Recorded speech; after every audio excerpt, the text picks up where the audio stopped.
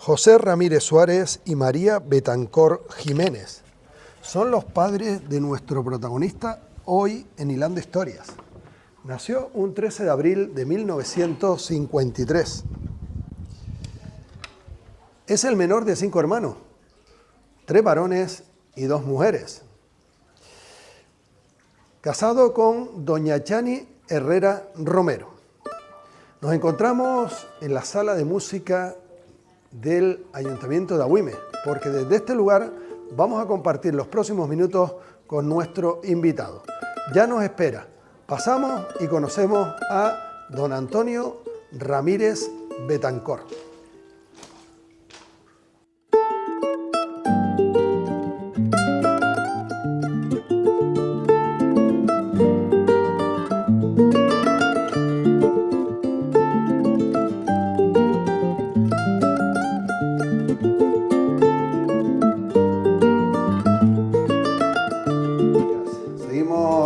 Hilando vidas, anécdotas, curiosidades y también el devenir de nuestros hombres y mujeres.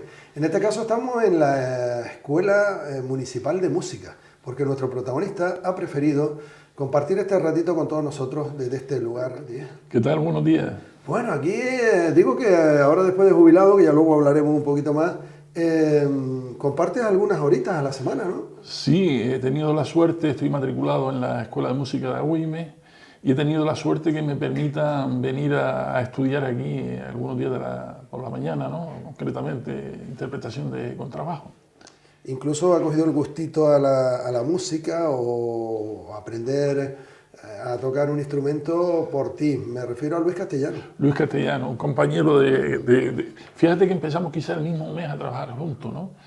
Es una persona excepcional, hemos compartido casi 33 años en el ayuntamiento, un buen compañero, etc.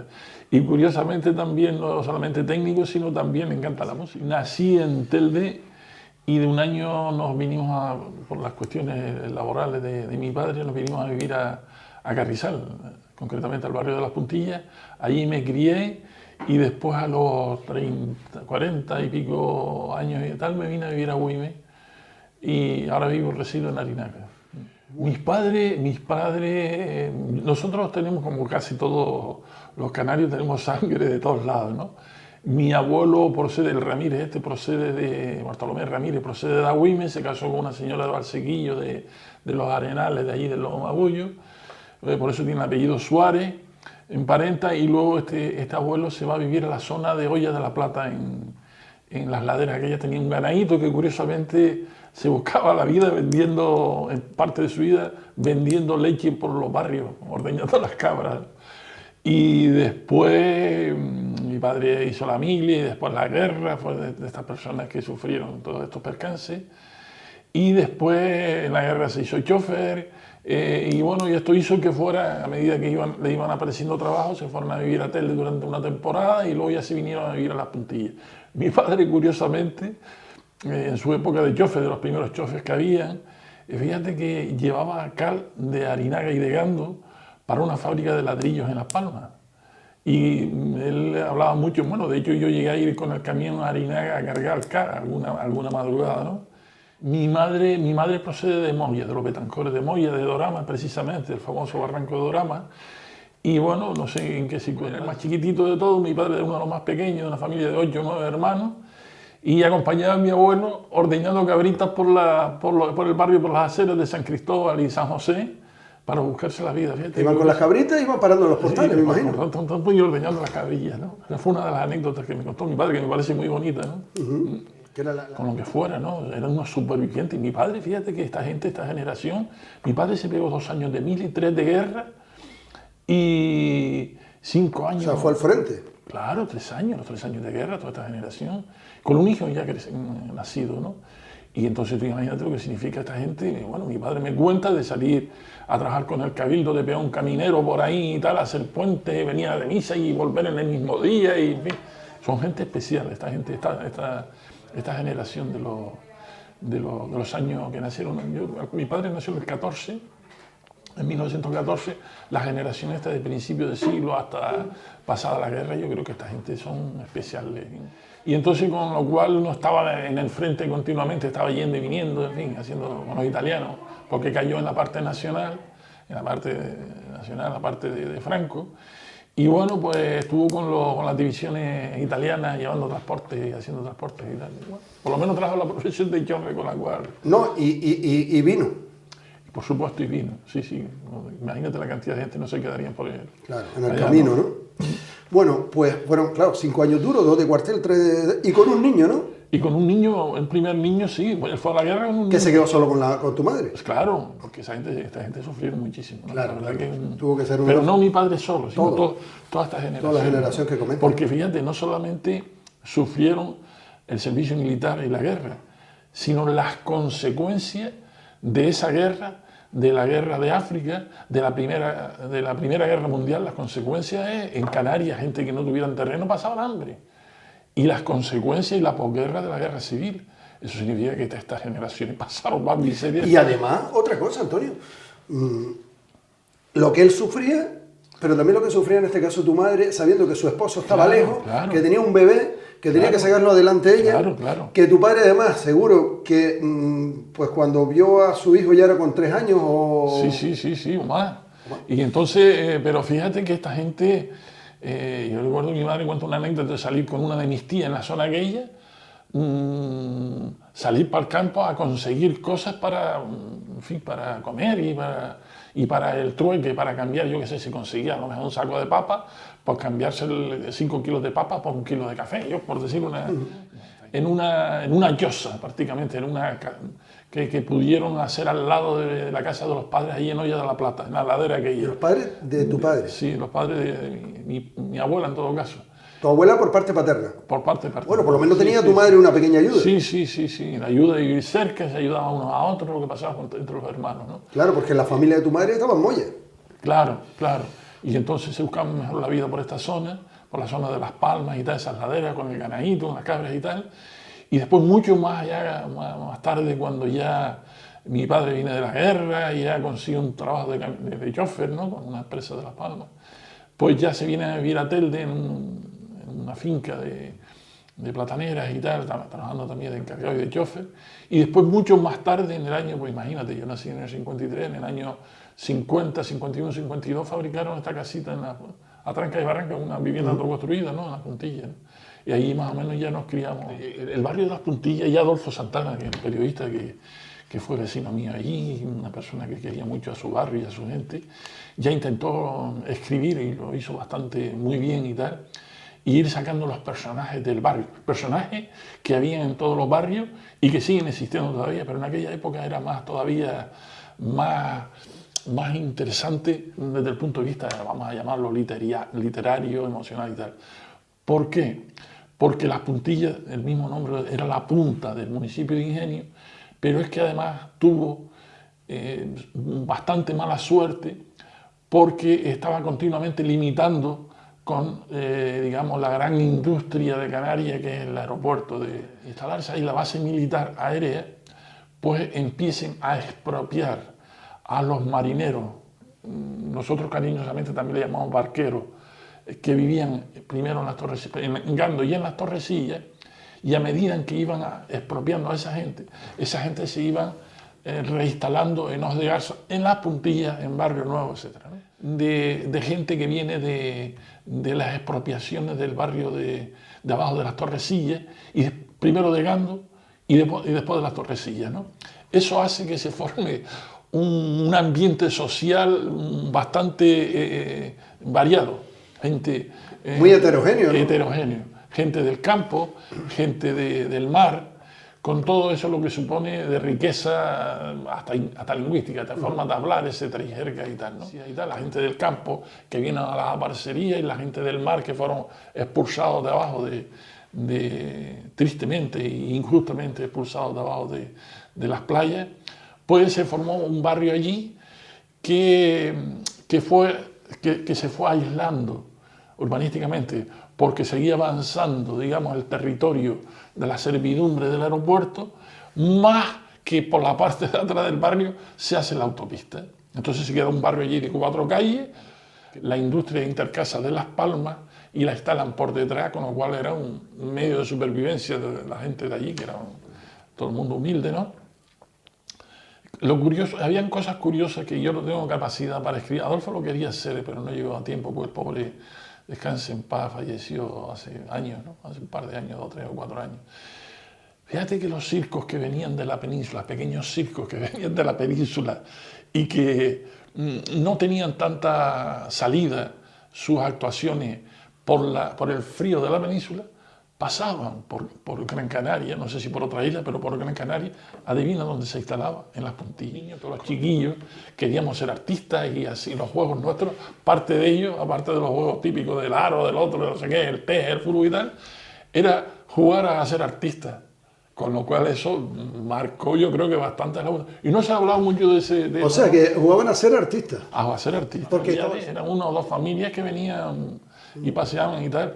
Pero claro, entre esas personas, esos familiares, los niños solían ser, yo qué sé, hacían juegos malabares o acrobacias pequeñas para niños y tal. Y actuaban artistas locales. Que el mundo del circo también tiene mucho que hablarse, porque son personas, son familias itinerantes, Claro. que los que consiguen estudiar y demás, pues mira lo que le cuesta, porque están en diferentes lugares, comunidades, ciudades, pueblos, países, sí, y tienen que ir estudiando en el camino. Desde el punto de vista social es un mundo, y fíjate que además esta gente en muchos circos cogían y contrataban, les interesaba también contratar a artistas locales. Y por ahí pasaban, por esos circos pasaba Antonio Ravelo, el otro de Las Palmas, no me acuerdo cómo se llamaba. Había un señor que tenía un problema de altura, un enano, vaya, pero muy inteligente. Y había una niña guapetona en el barrio, lindísima, de 16 años. Y cogió, enamoró a la chica y desaparece el enano y la muchacha. Se formó una pelotera, bueno. Una pelotera, pero fíjate la parte, digamos, romántica de la situación. Y la niña se quedó prendada por el palabrerío de este tío, que además era presentador. Sí. Y que nadie lo esperaba. Y luego, ¿pero se fueron o volvieron? Desaparecieron y no sé si los encontraron, porque me imagino que era una menor y yo no sé qué pasaría. Pero fíjate en la situación para un barrio de 4 calles, de 5 calles, que se convierta, digamos, en el lugar en que toda la zona del sureste y no sé qué otro sitio venía al circo. Yo creo que había más bares que casas, bueno, no tanto, pero había 4 o 5 bares muy famosos y bueno, son anécdotas. Además, es que casi parece una historia de película, ¿no? Que lo es. Pues claro, es como decir, la más guapa, la que todo el mundo pretendía, se enamoró del que nadie esperaba. Era una niña de 16 años. Pero tú imagínate lo que estabas hablando antes de la bahía de Gando, ¿no? Con lo que fue, con lo que tiene esa zona de belleza en los fondos marinos y sobre todo de vida, ¿no? De fauna marina. Y que de golpe y porrazo, cuando llegaron los militares ya no se podía pescar. Posiblemente sea todavía la mejor playa del archipiélago. Es asombrosa, es una belleza impresionante. Sacar de allí a los nativos, a los que llevaban toda su vida allí, ¿no? Sí. Qué duro para esos pescadores, ¿no? Sí, durísimo. Y además algunas leyendas, yo no puedo investigar porque no soy de ese mundo, pero fueron echados de una manera injusta, sin la compensación que... Además, fíjate que Gando, de Telde, ¿sabes? Ni siquiera de Ingenio. Oye, por cierto, lo de Gando, ¿sabes por qué? La palabra Gando. No lo sé, pero sí que hay todavía se conserva una torre que fue reconstruida no sé cuántas veces y que es hoy la frontera, el punto de frontera entre Ingenio y Telde, que fue donde desembarcó, hay un desembarco de los colonialistas, no me acuerdo qué capitán sería, y hubo una batalla, creo que hubo resistencia allí, ¿no? En la punta de Gando, en la punta de la montaña de Gando, no corta, sino debajo del mar hay como, le llaman la Baja de Gando. Allí, intencionada o accidentalmente, encallaron no sabe cuántos buques de mercantes, ¿no? Y de hecho, recuerdo que hay uno que me parece que se llama el Alfonso XII, que se supone que venía con 12 cajas de oro o algo así, y desaparecieron 11 y no sé si encontraron una. Entonces los barqueros, que me perdonen la palabra barquero, no lo digo en sentido peyorativo, es que siempre la he oído así, me parece hasta más bonita que marinero, ¿no? Los barqueros de Arinaga, los barqueros de todos sitios. Sí, pero no sé, a veces se utiliza como sentido peyorativo, pero no es mi intención. Pues muchas veces salían y se oía a lo mejor una pita, y salían los barqueros corriendo en sus barcas a socorrer a la gente que iban en esos barcos que chocaban contra la bahía.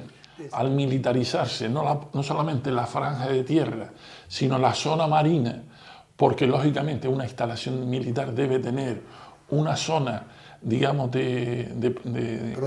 protegida para que no se meta nadie allí que pueda atentar contra las instalaciones militares. Entonces se prohibió que se entrara en una zona que solamente, fíjate qué curioso, solamente tenían pase para entrar a pescar allí una familia de pescadores, un clan, que le llaman el clan de los Nicoláses, porque al ser expulsados de allí, llevaron sus barcas al burrero, pero avisan que un avión, creo que fue militar, cayó en la zona frente a Vargas. De hecho, a mí me dijeron dónde estaban las marcas y todo, ¿no? Y una vez intenté ir a poca profundidad. Y un mal tiempo impresionante. Y los Nicoláses, que estaban en el burrero, esta familia, eran 3 hermanos. Bueno, uno de ellos es el padre de un profesor de filosofía de aquí del instituto, de Nicolás. Nicolás Cruz, creo que. Bueno, pues el padre, Nicolás pertenece a la saga de los Nicoláses y el padre era uno, digamos, de los 3 hermanos, ¿no? Pues a esta gente sí le dieron permiso como reconocimiento a la heroicidad de lanzarse al mar con su barquilla, y creo que incluso a remo, para salvar al piloto y a los... Ellos se llaman Nicolás. Hay un pesquero conocido que es el Nicolás. Pues no te extrañe que no sea el avión. Se le pondrían a nombre de, sí. A lo mejor... Pues esta gente, fíjate, no solamente se lanzaban al mar los barqueros, pues los barqueros son personas normales, pero con mucho corazón, ¿sabes? Y como cualquier... lo que sea una historia solamente de los barqueros, en cualquier sitio de Canarias encuentras tu gente, tanto en el campo como en la mar, gente con una fuerza de voluntad, con una solidaridad, con unos valores humanos. De la misma forma que la parte de acá, las majoreras, parece ser que en la época de la hambruna vinieron muchos majoreros de Fuerteventura, porque aquí a lo mejor había más trabajo, a lo mejor, no sé si en la parcería o en cualquier otro cultivo de este tipo. Entonces en esa zona se concentrarían varias familias majoreras y de ahí viene la zona de las majoreras. Sobre todo que nos hemos criado con el ruido de los aviones. Había una persona, yo creo que vive todavía, un chico de allí, precisamente de origen marinero, que, bueno, hay que decir que de la misma forma que el aeropuerto y la base afectó a las zonas cercanas de forma negativa, hay que reconocer que también ha afectado de forma positiva. ¿Por qué? Porque ahí se crearon bastantes puestos de trabajo, tanto en la base como en la zona aeroportuaria que se ha ido ampliando y tal. Y muchísima gente de Las Puntillas, de Ojos de Garza, de Las Majoreras, de Carrizal de Ingenio y de Agüime, ¿entiendes? De forma directa o indirecta han vivido algo del aeropuerto, les ha solucionado en parte la vida. En la época infantil y juvenil no era tanto la influencia porque había poca frecuencia de operaciones, aterrizajes y despegues y tal, y los aparatos eran de menos potencia, pero después con esto que aparecen los reactores y tal ha ido aumentando. Yo qué sé, que conocía conocía el tipo de aparato y hasta el comandante, hasta el apellido del comandante, comandado por él no sé qué, no sé cuánto y tal, y la tripulación no sé cuánto, porque él trabajaba en la compañía Espanta. Fíjate tú hasta qué punto la influencia de la aviación, bueno, eso, digamos, cultural, social, la gente... Yo tuve la suerte, por un empeño de mi hermano mayor, en que estudiara, pero lo normal en todos estos barrios es que echaran a los chiquillos a trabajar. Bueno, de hecho, no sé qué pasó con unas notas, que no, en el Instituto de Telde, tuve la oportunidad de estudiar en el Instituto de Telde, y no sé qué nota, o mi padre descubrió que no éramos todo lo aplicado, mi hermano y yo, que debía ser, y nos mandó a trabajar ¿a dónde? A la Intercasa. ¿Qué era la Intercasa? La Intercasa era un experimento sociolaboral impresionante. Yo me vi allí con 10 años compitiendo con gente mayor para intentar conseguir las mejores filas de tomate para apartar, para que cuando había escasez de caja salí corriendo y llegar los primeros. Eso me abrió la mente a la... Bueno, de hecho le dije a mi padre, coño, dame otra oportunidad y tal. Me la dio, saqué beca y no la perdí hasta final de... Porque viste que... Claro, claro, a mí me vino bien, pero fíjate qué curioso que no estudié porque mi padre, que a lo mejor podría haber sido maestro, y dice, no, tienes que estudiar, porque no sé cuánto y tal. Y entonces yo veo que mi padre es de letra, y yo también... No, fue porque ya sabía lo que me esperaba la intercasa. Bueno, de hecho mi hermano terminó en un taller de yapa, ¿no? Y porque él no tuvo esa suerte de volver a intentarlo, ¿no? Bueno. Yo no asistí al colegio de primaria de Las Puntillas, vine a una escuela particular de Carrizal, le llamaban la escuela de Don José Serrano, y ahí más o menos... ¿Caminando? Caminando, por supuesto. Olvídate, el cine, el baile, todo era caminando. Pues, ¿y qué ibas a hacer? ¿Los momentos de diversión dónde era? ¿En Carrizal? Carrizal, sí, el cine, la diversión. ¿Morales? Cine Morales, efectivamente, cine Morales. Sí. Los cines son... Yo cada vez que veo, la he visto varias veces, la película Cinema Paradise y tal, la verdad que me añulgo recordando las anécdotas del cine Morales y después más tarde... Los domingos al cine. Sí. Ahí donde se compartía, se socializaban los chicos y chicas, se conocían. Sí. Yo hice en el Instituto de Telde el examen que se llamaba de ingreso a los 9 o 10 años, lo haría, ¿no? Entonces ya te ingresas, te haces unas pruebas mínimas y tal, y vas... ¿Y cómo ibas a Telde? A Telde ya en esa época repartían unos bonos sociales que en los coches de hora, en los coches de Salcay se llamaban en aquella época, sí. Pues con eso te servía para... Y ahí te daban de comer en el Instituto de Telde y además eran jornadas intensivas, porque es curioso porque el instituto más al sur de Las Palmas era el Instituto de Telde, oficial. Después había un instituto, digamos, privado, ¿no? Y era además un experimento que se inventaron desde el centralismo peninsular para promocionar la agricultura y la ganadería, con lo cual te daban muchas asignaturas de agricultura y ganadería. Fíjate que a este instituto fue Pepe Almas Rodríguez, toda la gente esta de superior, mayor que yo, de Agüime, iban ahí en coches de hora, estos iban por aquí, por Aguatona. ¿Se quedaron por aquí? Y las mujeres, mi hermana la mayor era costurera, y después también estuvieron trabajando en los almacenes de tomate. Pepe Juan, el que me sigue a mí, chapista, y el mayor estuvo trabajando de mecánico en Salcay, en Aicasa se llamaba, perdón, Salcay. En aquella época se llamaba Aicasa, Autobuses Interurbanos Sociedad Anónima. Y entonces este hombre descubre, es en la época donde aparece en Europa el invento del motor diésel, el motor de gasoil. El motor diésel necesita un cacharro para que funcione, que le dé mucha presión al gasoil, ¿no? Y entonces, eso ya, reparar ese aparato que le llamamos la bomba de inyección, era una especialidad. Lo que se hizo, se especializó y se montó por la cuenta. Bueno, montó su taller. De hecho, el Rafael el bombero, mucha gente que pueda estar viendo este vídeo pues se acordarán, ¿no? Pero ya yo sabía lo que me esperaba. Ya yo sabía, ya sabía que estudiar con vela, porque en la época aquella no tenían luz. No teníamos sino vela. No. Había alguna tiendita, sí. ¿De aceite y vinagre? Sí, alguna tiendita de aceite y vinagre y algún bar, sí, y 2 o 3 bares. Para la gente del barrio, ¿no? Sí.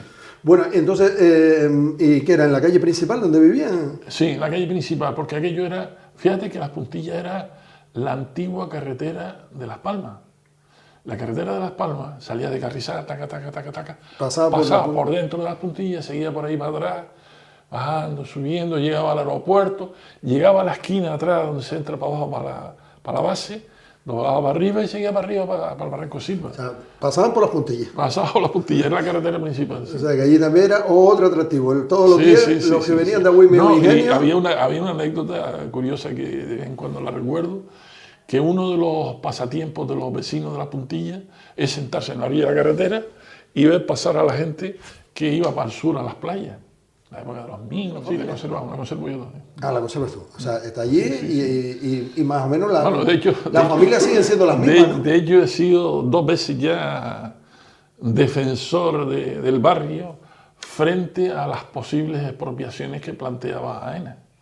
He sido el presidente de la asociación. Se habló de la tercera pista, ¿no? Claro, el tema de la tercera pista y tal. No solamente la tercera pista, sino...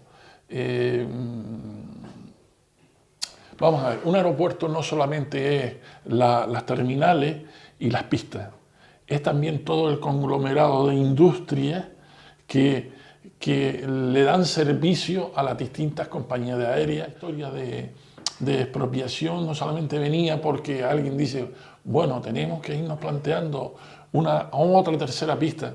Hay una, la militar, que se está usando como en combinación y tal, que no guardan las distancias suficientes de seguridad internacionales.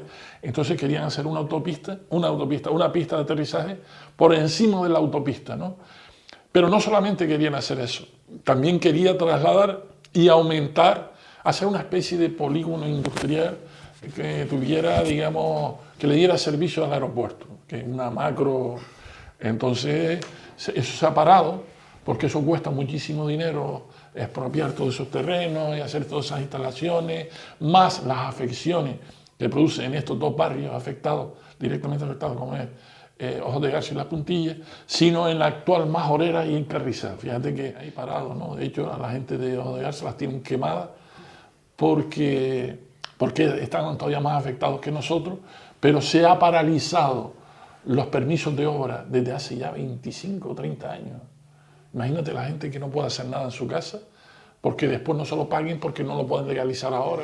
La situación dura que han tenido que vivir en los barrios limítrofes de la zona aeroportuaria, sobre todo Ojos de Garza, con esa espada de Damocles que parece que está siempre ahí a punto de caer, de si los van a quitar, si los van a expropiar, si los van a trasladar, si los van a... El caso de Las Puntillas, nosotros convivimos ahora mismo, es un gueto en el sentido de que alambradas por debajo, alambradas por el norte, alambradas por el oeste, que está la autopista coronal, y encima la salida y entrada que tenemos ahora mismo la van a trasladar porque el puente de Las Puntillas se va a cambiar y el acceso a Las Puntillas será por la entrada del Burrero. Imagínate la que se va a formar ahí. Entonces, ¿Van a cambiar el puente? ¿Por qué?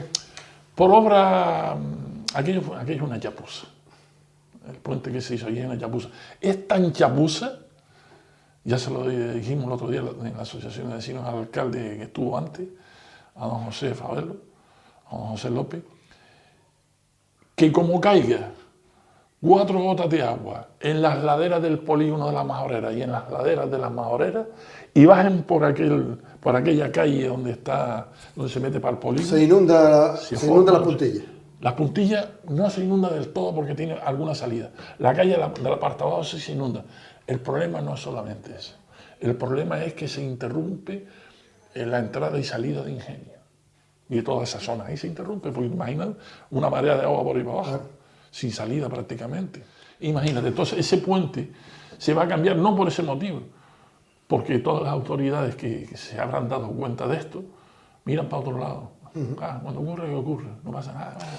El Instituto Balonmano, después un poquito de baloncesto, después cuando estaba estudiando hacía un poquito de atletismo y ahora lo que estoy haciendo es mantenimiento. Yo no era tan futbolista, yo lo que hacía desde que podía me escapa a la playa de Las Puntillas, el Barranquillo del Salmón, y nada, me ponía a nadar y le llamaban la playa de Las Puntillas la playa del Barranquillo del Salmón, ¿no? ¿Qué pasa? Que ahora se ha quedado al otro lado de las pistas de aterrizaje, al norte de San Agustín y el Burrero. Entonces, los militares fueron cogiendo todo eso por ahí para allá, todo eso por ahí para acá, hasta llegar a la misma playa de San Agustín. San Agustín es una playita que está detrás del Burrero, ¿no? Fueron tan poco sensibles, tanto los militares como el Ayuntamiento de Ingenio de aquella época, que le permitieron a los militares cortar la playa. O sea, bajaron con la alambrada así, y en vez de coger, yo qué sé, 50 metros más allá para dejar la playa libre, metieron la alambrada en la arena. ¿Y sigue aún la alambrada? Creo que sí. Yo es que no voy porque me da esta vergüenza. Que esa instalación, tanto militar como civil, ha ido cogiendo terreno. Fíjate que posiblemente Ingenio se separó de AWIME al menos por 2 motivos. Primero, porque la gente de Ingenio, no los trabajadores, sino los que tenían las fincas, pues tenían las mejores fincas del gran municipio de Agüime. Y digo, oye, pues si tenemos casi toda la propiedad del agua, nos independizamos y nos quedamos con todas estas llanuras y tal, con todas estas fincas. Los trabajadores y los medianeros van a ser la misma gente de Ingenio y de Carrizal. Los trabajadores son aparte. Pero los otros tenían una grande superficie, unas fincas impresionantes, entre Las Palmas, en fin. Pero ¿qué pasa? Que sí, que ha ido avanzando la instalación militar y civil y toda esta gente se han quedado sin la finca. Las pistas de aterrizaje todavía no habían llegado. Claro. Después llegó el momento que siguieron y tal, y ¿qué hacían los chiquillos del barrio? Cuando no venía un avión salían corriendo y atravesaban la pista de aterrizaje y si nos veían desde la torre, mandaban en coche amarillo a espantarnos, ¿no? ¿Ah, sí? Pero claro, cruzados, en vez de dar la vuelta por el Borrero, cruzaban por las pistas de aterrizaje. Y otra vez para arriba. Sí. En Carrizal habían 2 fiestas y sigue habiendo 2 fiestas. Sabes que las fiestas han ido a menos, pero antes era muy importante, ¿no? Que era la de mayo, la de San Isidro y la de agosto, la de la Virgen del Buen Suceso, ¿no? Ya cuando fue tomando uso de razón, a mí lo que me interesaba era ir a los bailes, donde podía ver las pibas, coger la no sé qué, no sé cuánto. Lo otro, el paseo, no sé qué, no sé cuánto y tal, comer polvo de... ¿Te gustaba ir de baile? Claro, porque era lo único que había. ¿Y bailar con las pibas? No, ¿con quién vas a bailar solo?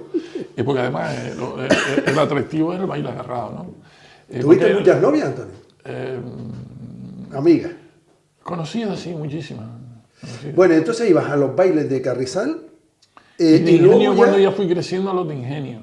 Y en Agüime. Y sobre todo cuando en la época aquella donde se hacían verbenas en la plaza y se ponían palmeras y cobraban la entrada. Ya eso fue cuando fui más crecidito, ya sí me venían los carnavales, a los bailes de carnaval y tal. Y algún festival de música que hacían en la plaza. ¿No? Estaba el casino y yo cuando venía más veces a Agüime, era cuando sobre todo estaba el casino y en la plaza. Había verbena en ambos sitios. Había gente como para los 2 sitios, ¿sabes? ¿Hiciste el cuartel? Por supuesto que sí. Y además soy artillero. ¿En dónde lo hiciste? El CIR lo hice en Tenerife y aquí hice el resto de la mili lo hice en el Parque de Artillería. De artillería. Tú sabes que los militares vale más un artillero que toda la infantería, tenemos nuestro prurito, ¿no?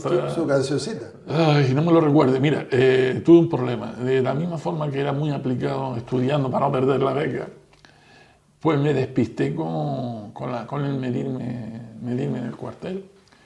Y a mí no me avisaron.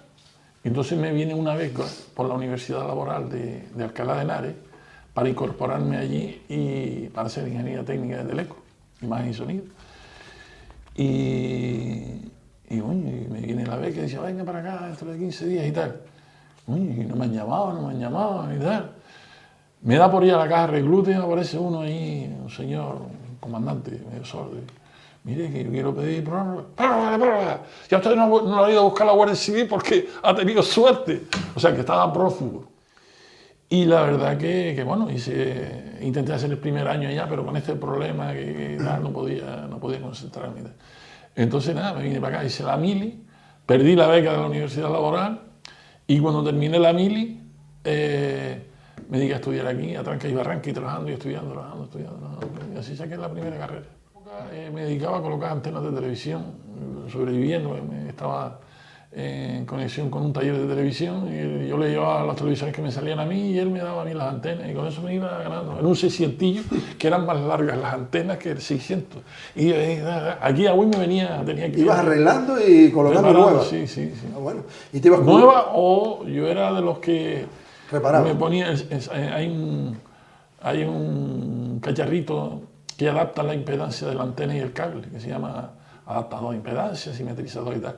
Y yo era de los que me ponía a lijarle y tal para que tirara para adelante. Me decía el técnico, pero tú eres bobo, no es que te das cuenta que le estás ayudando a ese vecino, pero te llama antes y vas a pensar que es culpa tuya. Ponle nuevo. Y yo me apuntaba a todo lo que podía y hacía como superviviente, hacía todo lo que pudiera hacer, ¿no? Y entonces, estando en el bachillerato, el profesor de gimnasia propone un curso de monitor provincial polideportivo y lo hice. Y me dio un diploma nacional. Y yo, mira, imagínate, tener conocimientos de todos los deportes básicos, ¿no? Y yo no sé en qué momento se enteraron los de educación que yo tenía esos conocimientos y me llaman para dar clases de gimnasia. Estuve dando clases de gimnasia en la isleta de profesor de educación física. ¿En un instituto o en un colegio? En el instituto de la isleta. También me salió un trabajo en Guinea, pero, y pagaban bastante bien, pero no me convencía. ¿No te llamaba la atención irte a Guinea? Sí, ¿por qué mejor profesor? No porque supiera, sino porque yo me ponía a jugar con los chiquillos en los recreos, soltaba balones, todo el mundo corriendo, sudando y tal, para arriba y tal. Yo recuerdo de la época a mí me dio clases de gimnasia en de un militar y otro señor, no voy a nombrarlo. Y entonces era una gimnasia militar, clac, clac, clac, clac, clac, como la que le daba a los soldados, no era un comandante, un coronel. Y yo recuerdo que te ponía el potro, el plinto, y venga, y había chiquillos gorditos que daban el culo atrás, y pum, pum, y me cago en esto. Y entonces eso me pasó a mí, y yo cuando veía una niña, sobre todo niña o niño gordito, me decía, mi niña, no puedes saltar esto, date una vueltita. Sí, para que no hagas esto, date 2 carreritas. Y me proponen seguir de profesor sustituto, pero ya no en la isleta. En la isleta me encantó el barrio. Tú ves que dicen de la isleta, y me encantó la gente de la isleta, la relación que tuve con los alumnos y con los padres de los alumnos, ¿no? Entonces dice, bueno, no, quédate aquí, que seguramente te llamaremos porque hay gente para sustituir. Un ingeniero dedicarse a dar clases de gimnasia. Y entonces, nada, me mantuve. Entonces me entero que en AWIME, para un proyecto de promoción de empleo de empresa, necesitaba un ingeniero técnico durante 6 meses.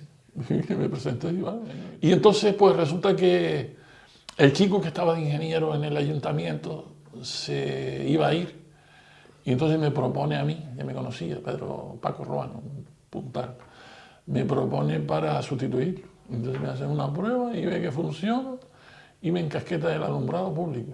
Que me encasquetaron no, me tocó.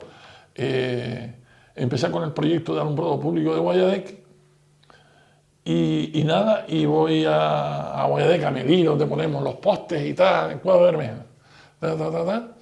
Y incluso fui un fin de semana para ver aquello y me dio un familiar, un sobrinillo y tal. Y nada, y estaba con ese proyecto. Y resulta que, no sé si fue a la siguiente semana o a los 15 días, me llama el secretario, Antonio, baja para que vaya a Guayadeque. Y yo, no, yo creí que estaba relacionado, y no. Y ya yo fui el fin de semana, me dije, que bajes para que vaya a Guayadeque. Y bajo y me encuentro a Pepito, el padre de Pepe, el de Guayadeque, y más estaría el sargento de la policía municipal, sí, en ese Juan. Y dice, ¿qué pasa? No, para que vaya. Porque esta gente dicen que están cayendo piedritas y tal de la montaña. Pero coño, no hay aparejadores, no hay arquitectos, no hay...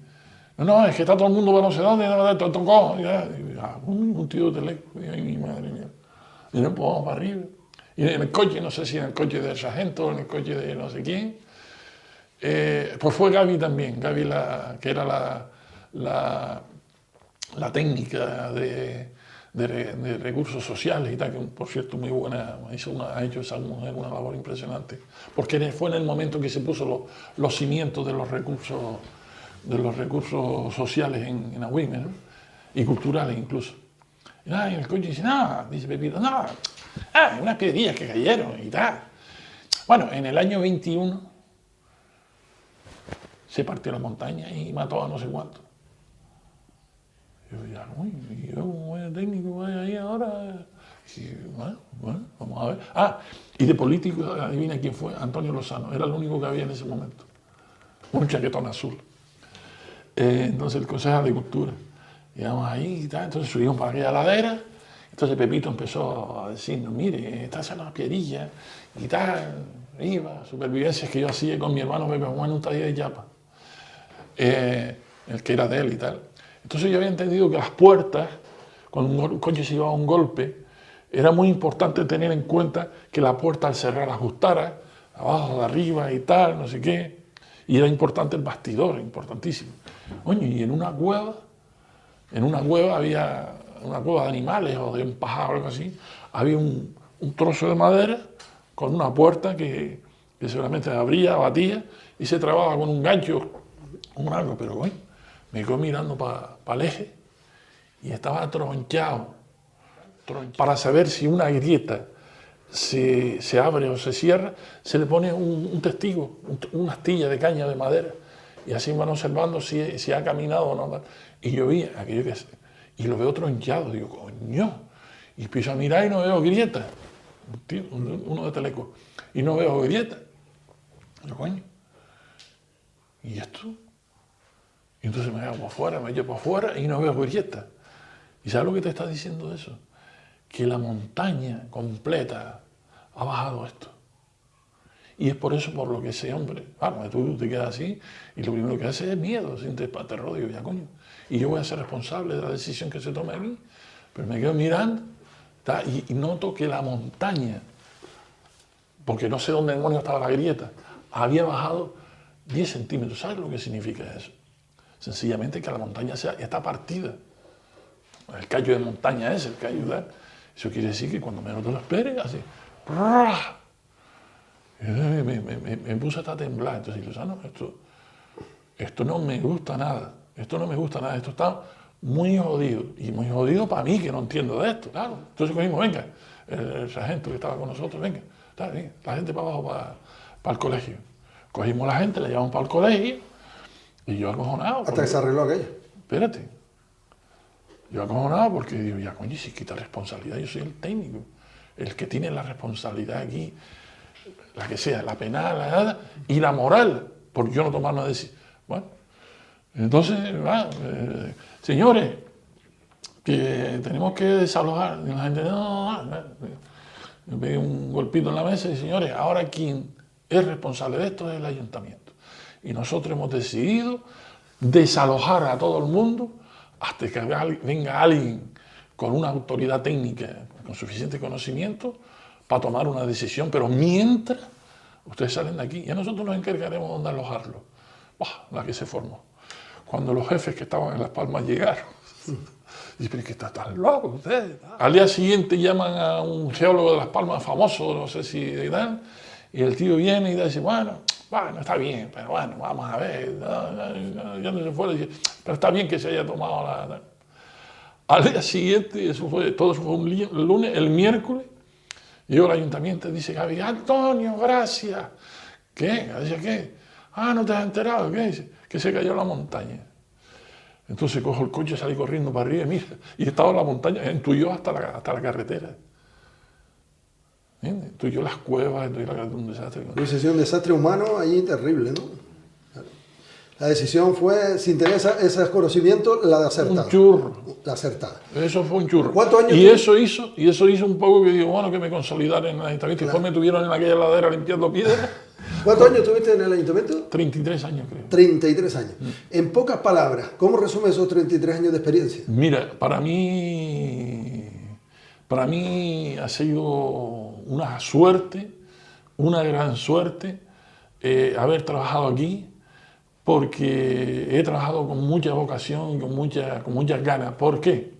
Entonces, ver que esta gente estaban trabajando con cosas en las que yo creía, me hacía participar más en todo lo que pudiera y tal. Con lo cual, para mí no había ni horas, me mandaron una vez hasta la feria de Valencia, a la feria mortuoria, ¿no? Y además, trabajaste con un grupo de compañeros y compañeras que formaban un buen equipo en todos los años. Fíjate que está todo relacionado. Es decir, el hecho que esta gente persiguiera estos objetivos con esta forma de trabajar tan seria, tan rigurosa, hacía que todo el mundo, que se crearan sinergias y hacía que todo el mundo, especialmente la oficina técnica, recursos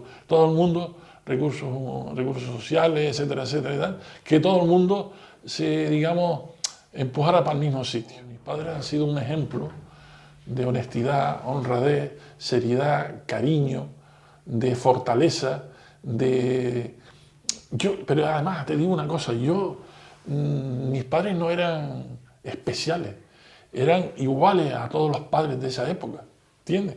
Trabajadores, supervivientes, duros, fuertes, ¿entiendes?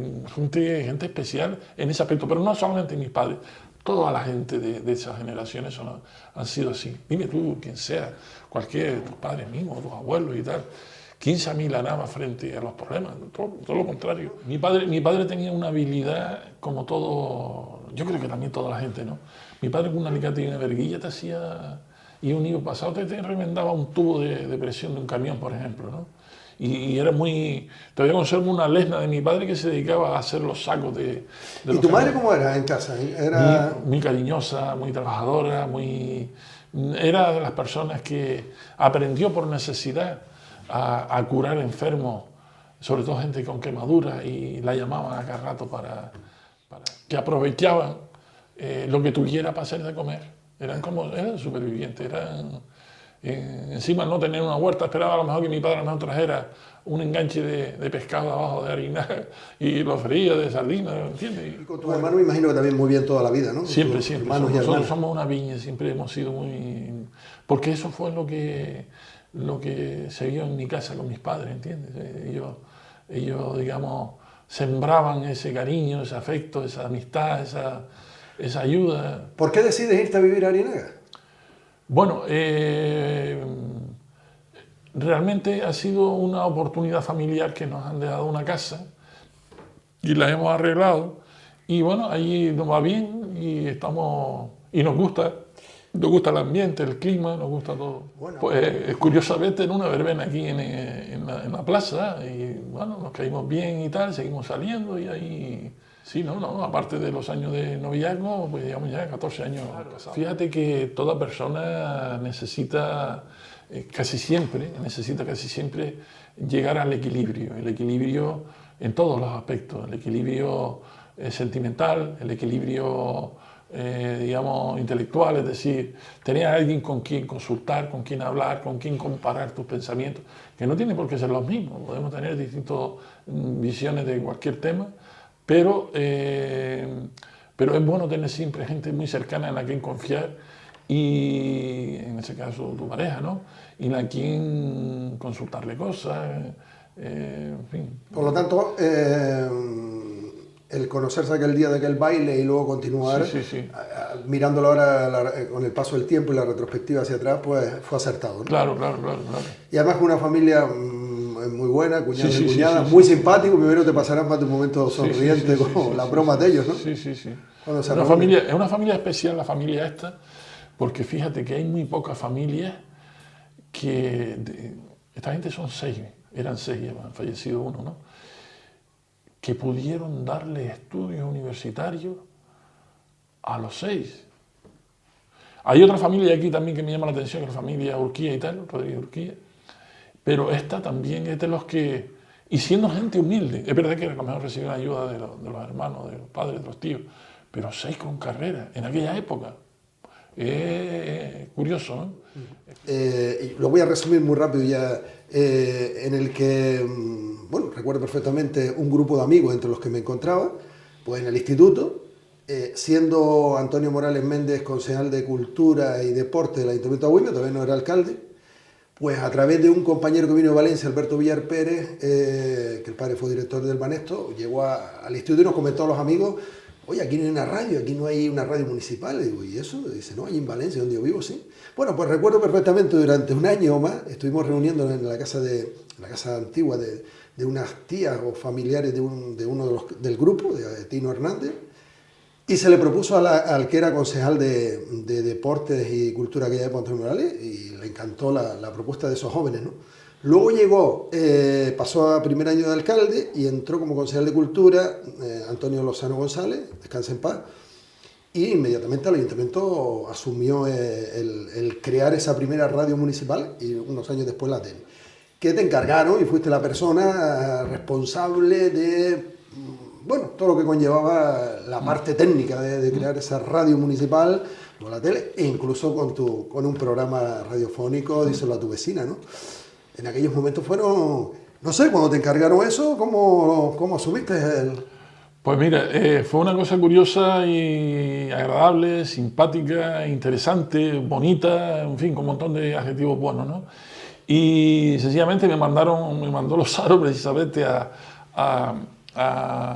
Cataluña, a una zona de los pueblos de arriba del norte que están bastante avanzados en radio, a ver cómo funcionaba aquello. Y además, sobre la marcha, compré un equipo de radio, un transmisor de radio para arrancar y tal.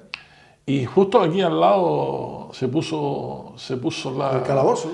en el calabozo se puso la primera radio. Y curiosamente fue no solamente la primera radio municipal del archipiélago, sino de radios así, la primera que abrió los micros. Todo el mundo tenía miedo, coño, la gente, la policía. No, en mi programa, por ejemplo, estoy hablando de mi programa. Mi programa, por ejemplo, era un programa un magazine, y hombre, yo creo que no hizo falta decirlo nunca, que nadie dijera nada de malsonante, ni político, ni nada, sino que la gente hablara. Y empiezan a aparecer personajes, yo qué sé, Maruca la pastora, no sé qué, no sé cuánto, y empiezan a decir cosas, y la gente le empieza a coger tanto cariño al dichoso programa, que se convirtió en una referencia, no solamente en esa época, sino en las emisoras que vinieron después. Después todo el mundo empezó a abrir los micrófonos, y además hasta esa época se vetaba bastante la forma de hablar. Había que hablar con forma engolada, pronunciando bien, si hacer posible las Cs y las Zs. Y conmigo no hay problema, la gente tiene que hablar como habla en su casa. Pero fue curioso, fue un experimento mira, me acabo de enterar, y una promesa de Morales con la gente del instituto, que ha funcionado genial y que fue, ya te digo, fue la primera emisora municipal, pública, del archipiélago, ¿no? Y esto hay que tener, de hecho nos cayeron encima de tal, diciendo que el ayuntamiento no... Porque claro, había un tiempo que tardaba en legalizarse. Era legal. Era alegal, ¿entiendes?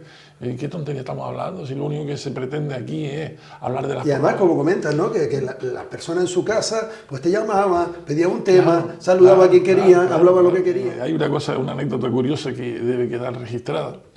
Y es que, bueno, todo esto lo teníamos, la radio la teníamos ahí en el cuartelillo, como tú decías, ¿no? En el antiguo cuartelillo del Ayuntamiento Viejo, ¿no?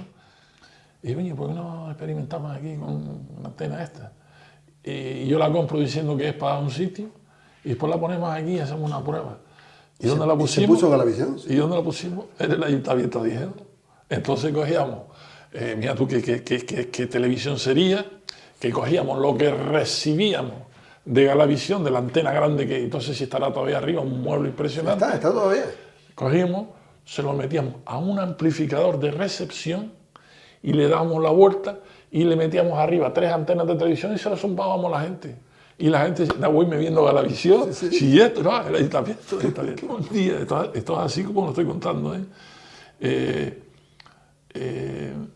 yo no sé, ¿te dice algo la palabra MS4? ¿Tú te acuerdas las antenas con las que tú ibas, las cámaras con las que tú ibas a grabar? Sí, que era Super VHS. Entonces, no, pero esta era una sencilla que tenía el ayuntamiento, o la compramos y tal, que era una... ¿Y saliste por la calle? Entonces cojo la cámara, porque pasa Morales por ahí, yo estaba haciendo el programa de radio y tal, y entonces esa es la bobería, ¿ya? Que tú no tienes lo que hay que tener para montar una televisión. Dice, ¿no? Cogí la cámara, salí ahí fuera, esa cinta es la cinta, y debe estar arriba en los archivos, la cinta de la primera emisión de vídeo de Tele Agüime. Y cojo una cinta VHS, parece que era, no super, porque primero teníamos la camarita chica, y me encuentro un viejito que vivía para aquí enfrente, caminando, y dice, buenas caballeros, ¿y qué tal? No sé qué, no sé cuánto, tío, sí, no sé qué, no sé cuánto, tal, ya vale, pum, apago, y me pongo delante de la iglesia, hago así, ¡bumba! Y como una panorámica de una imagen así de la iglesia, y en ese momento las campanas, dan.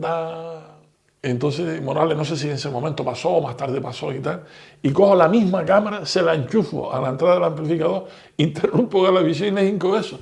Y la gente diciendo, coño, una iglesia como la de Agüime en México. Esa fue el agua de abasto ha sido lo más importante porque a los pocos meses de estar con lo de Guayadeque, pues aparece un gran problema aquí del agua, que lo tenía todo el sureste, pero a nosotros se nos complica. Y es que se empiezan a trancar las tuberías y hay unos problemas impresionantes. Una tubería que era nueva. Se nos trancaba la tubería por la calidad del agua. Entonces me pasan a mí de la electricidad al agua y entonces, bueno, pues ya se empiezan a meter tuberías nuevas y tal, de para arriba y para abajo, ¿no? Y así nos hemos pegado un montón de tiempo. Esa es la gran crisis del agua, la primera gran crisis. La segunda es por el tipo de tubería. Y después también me he ido dedicando al tema del agua de riego, ¿no? En las instalaciones. He controlado el agua de abasto, lo que es proyecto, instalación y mantenimiento en estos 30 y pico años, y también en los últimos 20 años el agua de riego. ¿Y qué hemos hecho? Una cosa que solamente lo han hecho las empresas privadas, meter telecontroles en el sistema. Y eso es una cosa que consiguió el servicio de agua, yo tuve la suerte de estar ahí, y después también lo hemos hecho en los sistemas de agua de riego. Esto es un hito porque nos hemos adelantado a todo el mundo, menos a las empresas privadas. Yo lo que hice fue copiarlo de las empresas privadas y vamos a instalarlo. Y pasarlo a la pública. Y pasarlo a la nuestra, a la pública, que es uno de los pocos municipios que tiene el servicio de abasto municipal. Se han tenido que privatizar algunas cosas, es un mérito del Ayuntamiento de Agüimes. Y nosotros queremos como colofón al programa, porque siempre si se puede hacer algo diferente, pues lo intentamos, pues qué mejor que en primer lugar darte las gracias por poder charlar contigo este ratito, hablar de tu infancia, de tu niñez, de tu vivencia en tus puntillas natal, también pudieras hablar sobre tu familia, tus padres, tus hermanos, tu esposa y bueno, y en general del trabajo y de múltiples cosas, que terminar pues que nos toques o nos interpretes algún pequeño tema y con eso ponemos el punto y final. Un gusto y un placer. Y también darle gracias a la institución y a tu programa y a ti y a los compañeros cámaras, el darme la oportunidad de quedar un poco, de explicar cómo ha sido mi vida, sobre todo mi vida laboral y las anécdotas que he tenido y tal a lo largo de mi vida. Y bueno, y formar parte de esta familia de personas que han participado en este programa. Muchísimas gracias. Gracias, Antonio. Y nosotros también agradecidos que por esa iniciativa, pues hoy en día, pues tengamos la radio y la televisión municipal con más de 30 años ya de historia, la primera radio del archipiélago, la primera televisión del archipiélago pública municipal, y que seguimos aquí contándoles cosas, que es lo importante para que le llegue a los hogares. Lo que no le trae las nacionales, le traemos las locales, que fue siempre la intención primogénita de estos medios. Y él fue parte importantísima del devenir y del desarrollo y de la historia de este medio, y además seguro que se nos quedan cientos de anécdotas que podría estar contándonos Antonio, pero él lo sabe porque ha estado en los medios también, que el tiempo en televisión es el que es, igual que en la radio. Pues terminamos con Antonio Ramírez Betancourt interpretando una piscina. Hasta la próxima. Vicente Rodríguez y José Juan Sánchez en las labores técnicas.